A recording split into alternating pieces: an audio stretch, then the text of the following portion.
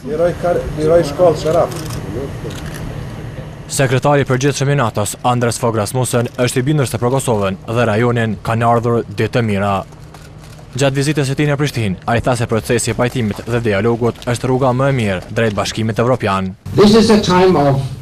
Kjo është kohë e mundësive të mëdha për Kosovën dhe këtë rajon. Për këtë, inkurajoj liderët dhe njerëzit nga komunitetet që të vazhdojnë shtegun e pajtimit dhe dialogut, pasi që ky është shtegu në drejtim të prosperitetit afatgjatë.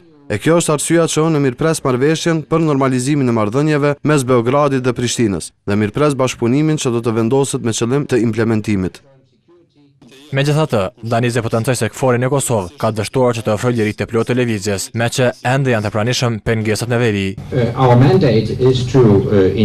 Mandati jonë është që të ofrojmë liri të lëvizjes për të gjithë njerëzit. Ne e dim gjithashtu se ka pasur disa pengesa dhe ende ka të tilla. Por ne ja lëm këtë komandantit ushtarak në teren që të bëj vlerësimet dhe të merr vendimet se si dhe kur ata do të marrin iniciativën e nevojshme për të siguruar lirinë e plotë të lëvizjes.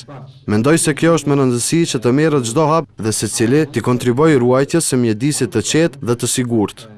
Sekretari i NATO-s nuk deklaroi nëse FSK-ja do të bëhet ushtri. Ai vetëm shtoi se pritjet e tij janë që ajo, edhe në tutje, të kryejë misionin ashtu siç e ka deri më tani.